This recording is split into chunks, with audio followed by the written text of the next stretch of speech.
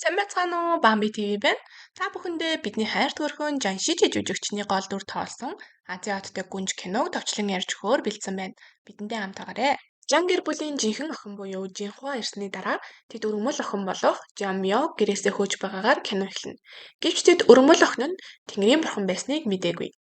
Энэ олон жилийн турш өргөмөл охин нь Жан гэр бүлийг хамгаалахын тулд бурхны хүчээ нууцаар ашиглаагүй бол Жан гэр бүл алирч зүрэх байсан. Тэрээр өөрийн бүтээсэн гэр хамгаалах сахиусаа буцаан авсан. Тэр даруй Жан харш бүхэлдээ хар мананд өчгдөж эхлэв. Жан гэр бүл Тэнгэрийн бурхны хамгаалтгүйгээр ямар гамшиг тохиолдохыг харах цаг нь ийхүү эхэлнэ. Жам яв сохор зоосгүй хөөгдсөн учраас өмсөж явсан хувцас жижиг буудлын эзэнд 5 мөнгөн зоосоор барьцаан тавьж хуучин даавуу бас бус зүйлс зээлж өрөө түрээслэхээр болоод гудамжинд гарч хүмүүст 10 зоосоор хувь заяаг нь зөгнөж хэлнэ хэмээн мөнгө олохоор суна. Харин энэ үеэр Жан гэр бүл өөрсдийн жинхэнэ охиноо ханхүүжинд татварын болгохоор төлөвлөж суна. Гэтэл ордны гадаа Жам яв ханхүүжинг анх хараад л ирээдүйн угсаа залгамжлах хаан болохыг мэднэ. Ийхүү Жам яв шууд ханхүүжин дээр очин хувь заяаг нь 10 мөнгөн зоосоор харж өгөх санал тавина. Харин ханхүүгийн хамгаалагч хувь заяа зөгнөнд 10 зоос гэсэн бичгийг хардаг. Ханхүүжин яагаад тэнд 10 зоос гэж биччихээд надад 10 мөнгөн зоос болчихдог билээ гэж асуухад Жам яв. Энгийн ард ихээхэн ядуу. Тэдний зөгнүүлдэг зүйлсэн ч энгийн хурим эд баялаг. Харин чинийх бол өөр.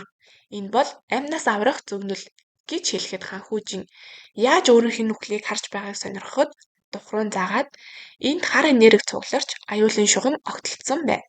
Энэ нь өнөөдөр тус гарах нь гарцаагүй гэж хэлв.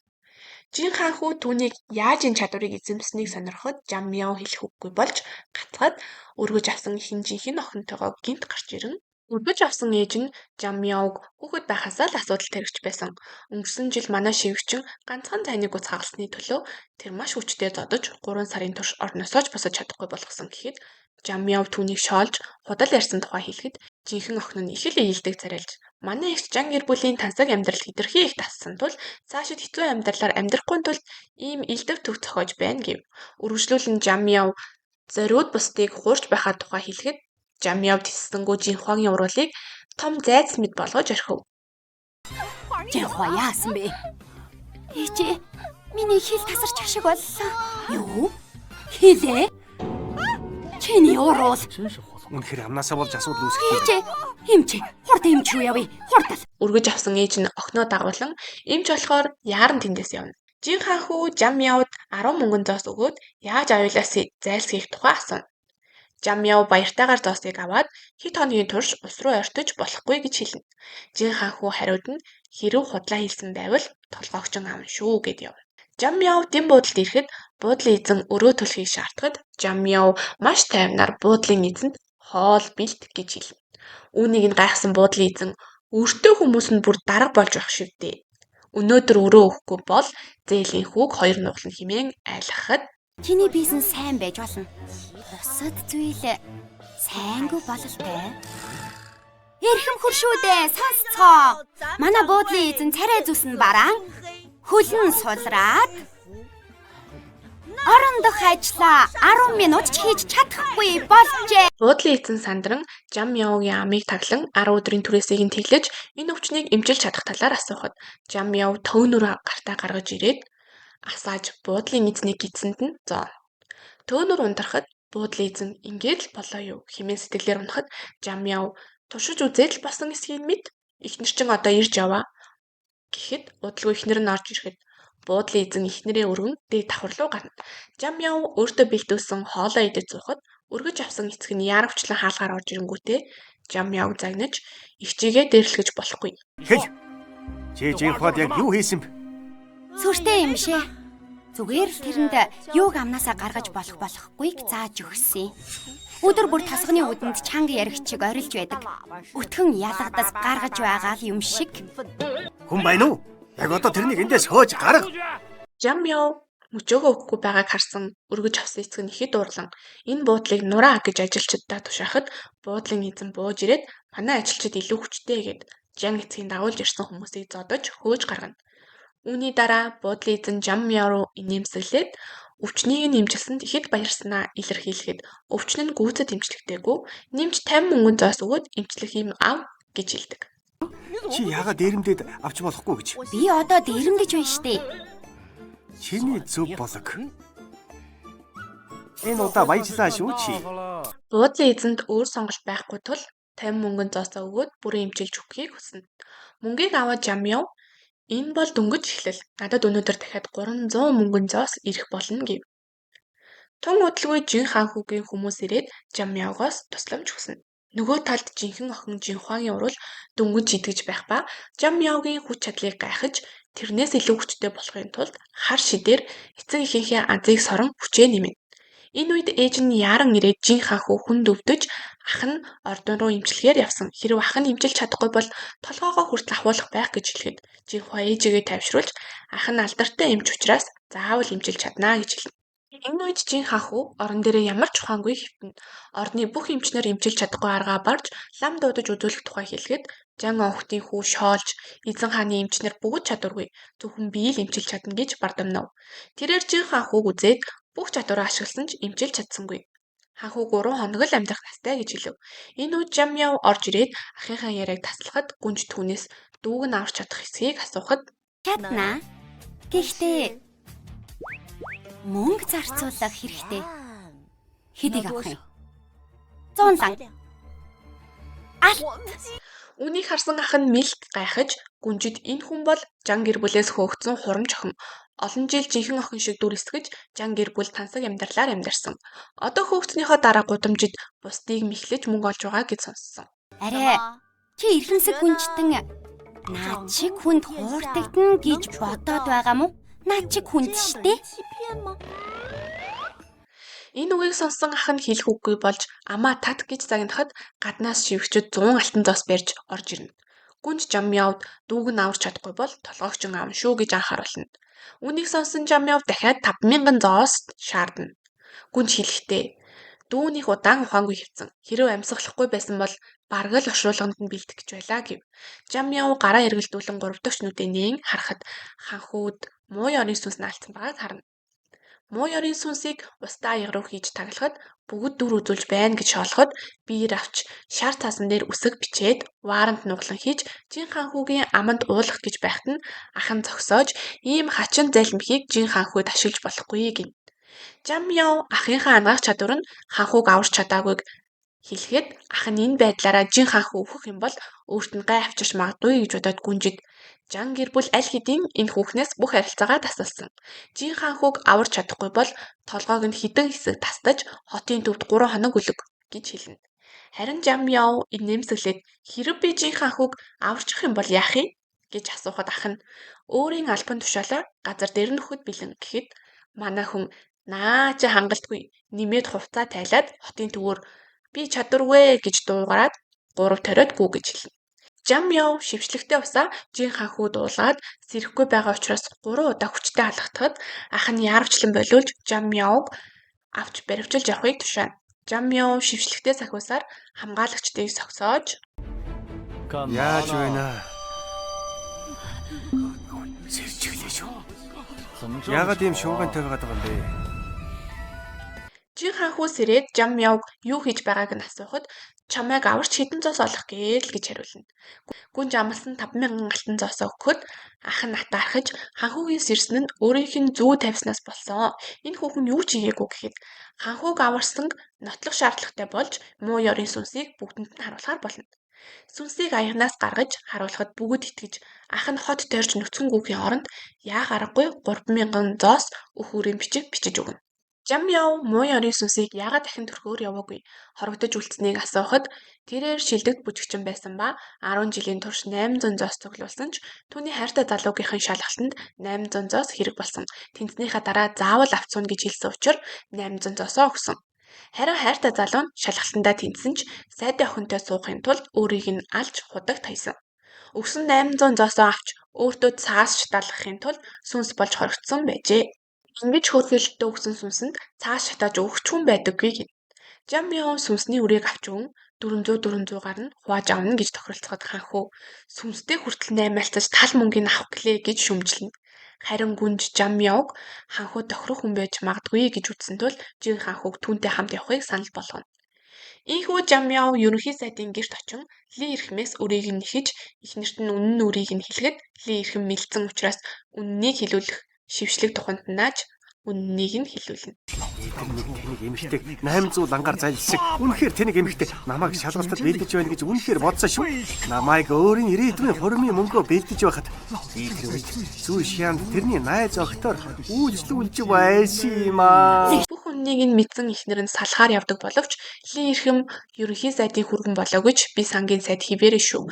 Чамайг алчхаж чадна гэхэд Жин хаанхуг гарч ирэн авилга авсан. Хууль бусаар албан тушаал авсан. Үнэ амийг хороосон учраас албан тушаал хөрөнгө бүх зүйлийг нь хураагаад гяндан явуулах гэтэл манай Жамяо. Тэр хураах гэж байгаа хөрөнгөн чинь миний 800 ён ч гэсэн байгаа. Тэрийг эхлээд авна, дараа нь хураана биз гээд яв. Наана мөнгөн дуртай тариалсан ч зөөлөн сэтгэлдээ Жамяо сүнсийг амьрлуулахын төлөө цаас хүч шатааж өгнө. Сүнс түүнийг тэврээд баярснаа илэрхийлээд алга болно. Энэ зөөлөн сайхан сэтгэлийг нь харсан Жин хаанхүү түүнд бараг л дурлаж орхино. Жамяо хаанхүүгээс маргааш завтай эсгийг асуухад хаанхүү сандран ичингүүрээд завгүй ордонд ажилтай гэхэд Жамяо ашгүй дээ. Тэгвэл хамгаалагчтай өгч. Жан гэр бүлээс очиж өрөө нэхмээр байна гэв. Их сэргэлэн золив шүү. Энэ үед Жан гэр бүлийнхэн хаанхүү сэргсэн гавья өөрийнх нь хүүгийнх гэж итгэн Жинхуа гэрт нэрснээс хойш аав нь аюулгүй гэртээ ирсэн. Ээж нь хүлэн идгэж үүн гавья байгуулсан. Жинхэнэ энэ гэр бүлийн азийн од шүү гэж магтцгаана. Гэхдээ жинхэнэ азийн хот хэн байсныг тэд одоо ч мэдэхгүй. Энэ үеэр хүн согтуу ирэн бүр ажлаасаа халагдсан байгааг хараад гайхахад хүү бүх бурууг Жамяод тохно. Жамяо өрөө нэхээр хаанхүүгийн хамгаалагчтай ирэхэд яагаад ийм их өртөг болсныг нь эцэгх нь гайхна. Харин Жамяо танаа хүүчин хаанхүүг имжлэхэд надтай боцоо тавьж ялагдвал хотын төв тойрч нүцгэн 3 гүйх байсан. Харин би нэр төрийг нь хамгаалж нүцгэн гүйлэхийн оронд 3,000 зоос авахар болсон юм да. Манай хүн нэр төрийн хамгаалтын 3,000 зоос шүү гэж яочлно. Гэтэл аав нь чи өдөө болтол манай Жан гэр бүлээр тижээл гэж өсгүүлчихэд ингэж хариу барьдаг юм уу? Чи манай гэр бүлд ирснээс хойш манай гэр бүл огт өөдлөгүй. Энэ надад өгч байсан хаш зүйлтэй аав гээд гаргаж өгнө. Энэ бол Жамяогийн багтаа аавдаа хийж өгсөн хамгаалтын зүйл байв. Зүйлтийг үгүй юу аав нь нуруугаа гэмтээж цөөрөм рүү унж толгой дээр нь чулуун унана. Өөрийг нь хамгаалж байсан зүйлтэй хайчаар тэх нь аргагүй биз. Гэтэл ээжийнх нь идгсэн байсан хүлж бас өвдөв. Жамяо гайхаж ааваас хамгаалтыг нь авч байхад ээжд нь нөлөөлөх ёсгүй дээ. Өөр шидийн хүч байгаа юм биш байгаа гэд Жан харшиг харахад Жинхуагийн өрөөнөөс харавтаа сунаглана. Яваад ороход муу ёрийн зан үйлүү гэлтэй баахан сахиу ууслаа гүгэлтэй өлгсөн байлаа. Манай хүн хараад л энэ бол бусдын азыг сорох зан үйл байна гэдгийг хэлтэл Жинхуа өөрийн зүссэн бугуйгаа харуулад ингэн барин та нарыг хамгаалж байхад юу гэж би хорлох вүлээ дээ гэж уянгалахад тэд итгэж Жамяо гэрээсээ хөөж дахин хизээч бүү ир гэхтээ зэрэгцээд хаалга дээр самбар ээжийнх нь хөл дээр унаж дахин саажилт өгнө. Харин Жамяо хамгаалагчдаараа Жан харшаас авч болох үн цэнтэй зүйлүүдийг өрөндөө цуглуулна. Манай хүн өөрийн хийсэн дэнлүүгч бас аавн шүү гэд салгаж байтал хөл алдан унах гэтэл хаанхүү ирж түүнийг тосон аав. Энэ үед хаанхүүгийн сэтгэл тогтолж жан. Хаанхүүгийн эмээ хатан ээж байгаа ба хаанхүүг байн хүнтэй суухыг ятгадаг учраас Жамяог өөрийн найз бүсгүй болж жүжиглээдэг.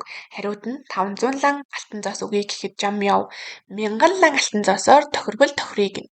Хаанхүүтэй ойр байгааг харсан Жинхуа уурсаж хаанхүү бол хамгийн аттай хүн. Тэрний азыг сорж гэрлэх ёстой хүн нь зөвхөн би гэнэ. Ямар нэгэн атгах санаа сэдэв бололтой. Хатан их ордонд ирж хаанхууд эхнэр сонгох уулзалт хийн. Олон эмэгтэйчүүд бэлэг авчирч татварын болохыг хүсэж байгаа ч хатан нэг л утгартай хинч таалагдахгүй байгаа шинжтэй сууна. Харин Жинхуа орж ирээд өөрийн хийсэн хүжийн үнрээр хатныг татаж баргал сонгогдох гэж байхад хаанхуу Жамяог дагуулan орж ирээд өөрийн хайртай бүсгүйгээ би олсон гэж хатаа ихэд хэлнэ. Тэр чинь манайд 20 жил дими идэж уусан хуурамч нэг юм байгаа юм. Үнийг хэлэхэд ичмээрч. Тэр багасаа л шуналтай. Зарц нарын мөнгийг хүртэл хасдаг байсан. Өдөржин гадаа хүмүүсийг хуурч мэлхэн. Өнгөрсөн сард хотын өмнөд хэсэгт үзмөрч болж үжиглэж 10 лан мөнгө холигдсон. Юу? Хаанхуу Жамяо чин сэтгэлээ илэрхийлж дурлсан гэдгийг хатанд хэлэхэд өмнө нь хаанхуу эмэгтэй хүнд ингэж сэтгэлтэй болж байгаагүй учраас хатан ихийн сэтгэл хөдөлж тэдний зөвшөөрнө. Үүнд хорссон Жинхуа хүүхэлдэйнд хар шид хийж амьд явах нь өглөөс 7 дор байх үед аврах хүн чинь бий байх болноо гэд хатан ихийг хорлоно. Хатан их хачин байгааг дуулсан Жамяо хаанхүү хоёр ордонд яаралдаа ирэхэд Хатан ихийн биед дур тачаалын сүнс орсон байх тул хатан их эмэгтэй хүн бүрлүү өсчиж гаж донтой шиг үйлдэл хийж байх нь тэр. Хаанхуу сүнсийг биеэс нь гаргаж өгөхийг гуйхад жам яв эхлээд төлбөртэй шүү дээ. Чи саяхан надаас 1000 лан аваа үсттэй. Чи дахиад мөнгө нэхэд байгаа юм уу? Ой. Танай гэрт золгүй зүйлс үнэхээр их тохиолдож байна. Ингэж дараалан олон хэрэг мандаж байгаа юм чи их мөнгө орно штэ. Эсвэл яга сарын багц авч болохгүй гэж би бас чамд хямдрал өгч болно шүү. Харин яг энэ үед Жинхуа төрийн багш буюу өөрт нь хар шид заасан багшигаа дагуулan ирж хатан ихийг аварна. Төрийн багш хатан ихийн биеэс сүнсийг гаргаж Жинхуа хатан ихийн итгэлийг олон өрхөөнд нь үлдэнэ. Гэтэл яг үндэ дур тачаалын сүнс хатан ихийн биеэс гарсан ч бүрэн устаагүй тул нууцаар ханхүүгийн биед орохыг хэн ч мэдээгүй. Өргөөнөөс гарч жам яв 1000 лан алтан зоосоо нэхэд ханхүү шүн өргөөнд ирж авгээд гарын нийлнэ. Жам явд хачин жигтэй санагдсан ч шүн өргөөнд нь очиход ханхүү сарнаатай усанд хэвтэнгээ илт сэтгэнэхэд жам яв ханхүүгийн биенээс сүнсийг хөөж гаргана. Гэтэл хатны өргөөнд үлдсэн Жинхуагийн биеинд тачаалын сүнс орчихсон байх ба хатны хөхийг базаж хатныг татаж чангааж асуудал тарьдаг.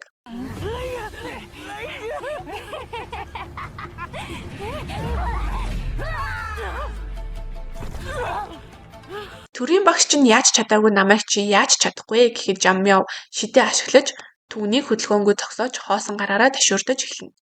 Манай хүн сүнсийг ташуурдангаа Жинхуагч бас ташуурдаж байгаа болохоор их сэтгэл хангалуун байх нь тэр. Ингээд дур тачаалын сүнсийг толин шингээн устгана. Жинхуа сэрэнгүүтээ жам явг хатан ихэд муулахад хатан их чиний түүний талаар өмнө нь ярьсан бүхэн худал байсан байна гэж зэмлээд олсон итгэлээ Жинхуа ийхүү алтандаа хатан их жам яв талархлаа илэрхийлээд их хэмжээний алтан зоос өгөн ханхүүгийн эхнэр болно гэж зарлана. Харин их хэмжээний мөнгө авсандаа баярлсан жам яв үннээ хэлж жүжиглэж байсан гэхэд хатан их тэгвэл өөрийн өргөмөл охиноо болгоё гэд ханхүү үүнд дурамчхан байх нь гарцаагүй. Учир нь жам явд үнэхээр сэтгэлтэй шүү дээ. Хатан их жам явг ханхүүгийн аваг ихч болсон тул энэ охтуудаас тохирох охин олж өгөхийг асуухад жам яв нэгэн охиныг зааж санал болгохон магтдаг. Гэвч мэдээж хайртай бүсгүй нь өөрт нь өөр хүн сонгож өгөхөд хинч дургуутсан шүү дээ. Ханхүү жам явд дургуутлаа илэрхийлж бүр орноос хөөж гаргаад бид одоо ямар ч холбоогүй гин. Жан гэр бүлийнхэн Жинхуаг ташуурдаж зодсонд уурсаж захиргааны албаны дарга өөрсдийнх нь аваг ахаараа дамжуулан жам явг барьж гянданд хорино. Гэхдээ манай жам явч бурхан шүү дээ. Энэ зэрэг бол асуудал биш. Харин ч түрээсгүй нэг өрөөнд ганцаараа байна гэж сонсоод баярлаж өөрөө гүүх шахуу гянданд орно. Гэтэл харгалзагчийн жирэмсэн эхнэр шин засцсан шатнаас болоод унаж яг одоо л очихгүй бол оройтож эхнэр хүүхдээ алдаж мэдхийн сануулхад харгалзагч шат засан гэдгийг шууд мэдсэн тул итгээд яравчлан гэрлүүгээ гүн. Энэ үеэр жан гэрийнхэн жам явг гянданд хийчихсэн дээрээс нь харгалзагчд нь хатуу ширүүн учраас тамлан зовоож байгаа гэж баясаж байхад манай хүн харгалзагчийн эхнэр хүүхдийг аварч аль хэдийн хүндлийг нь хүртэж яг л 5 удаа буудалд байгаа мэт хоолунд зөөлгөж массаж хийлгсэн шигээ хэвтэж байх нь тэр. Бүр хажуу ханаа нураалгаж 0 болгож засуулна гин шүү. Жан гэр бүлийн аваа ах захиргааны албаны дарга жам явгаас Жинхуаг зодсон тухай байцаалт авахд жам яв би харин ч тэрнийг аварсан.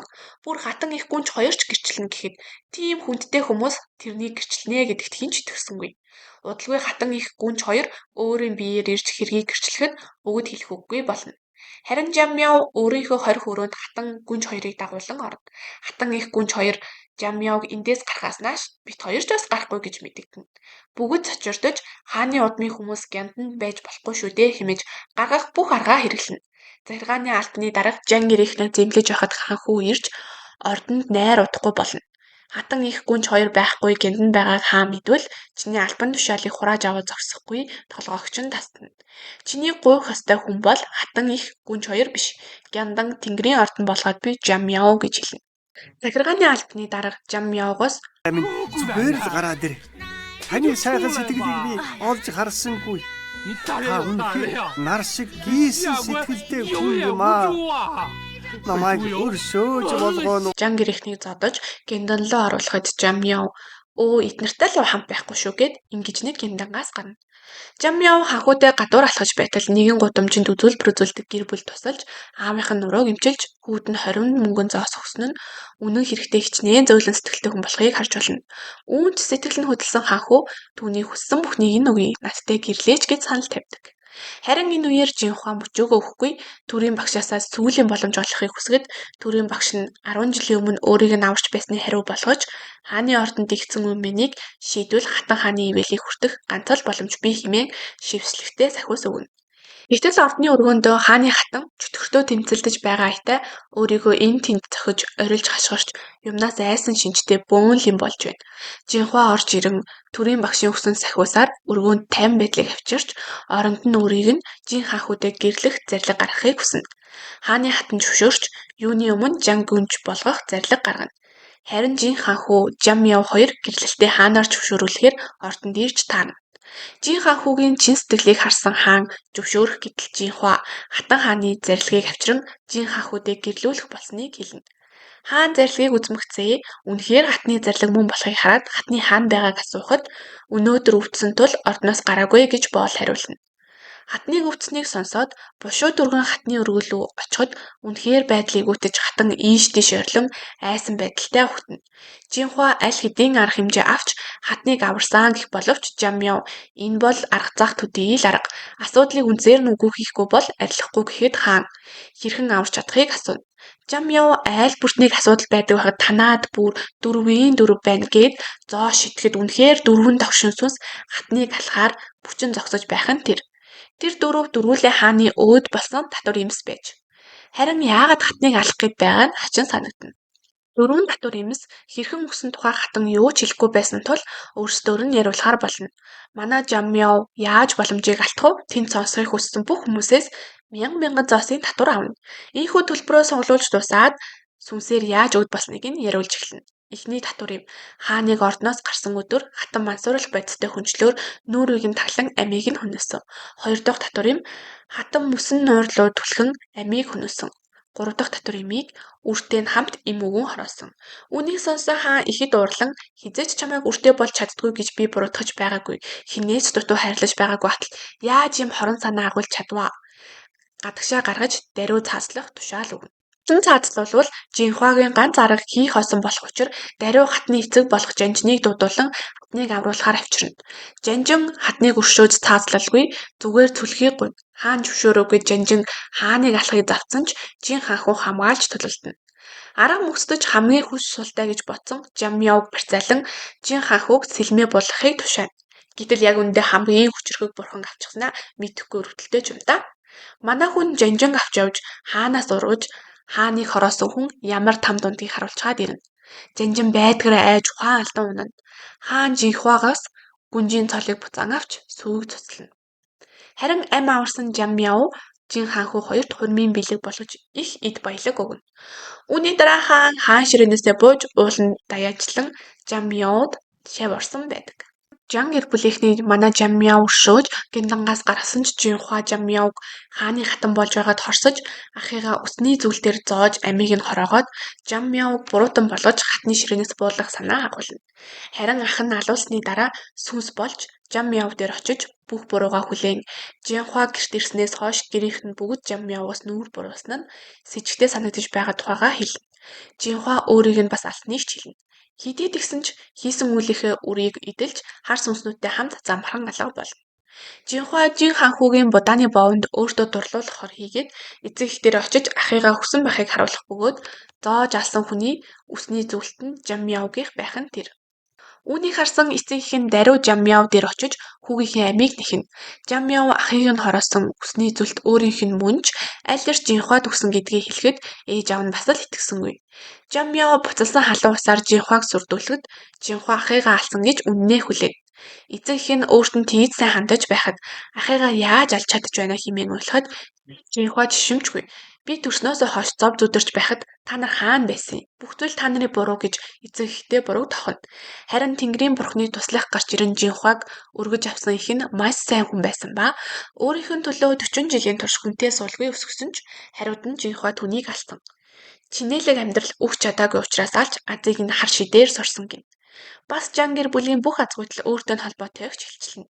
Гэтэл Жинхуагийн ингэж өөртөө ихтэй хэрэгээ хүлээсэн нь хаанхуу будааны бов идэд өөрт нь дурлаж одоо өөрийг нь бүхнээс хамгаална гэж бодож байсандаа тэр байж. Тэр будааны бовыг эзэн хүн Жинхуатай харс тулгархад хоёулаа ухаангүй нэг нэгэндээ дурлах хор байж л дээ. Ингэж хэлэхдээ зэрэгцээд ханхуу гарч ирэхэд огтхонч нэгэндээ дурлсангүй. Харин замын цаанд байсан үзлийн царайтай гуйлагчин харангуудаа нэгэндээ дурлана.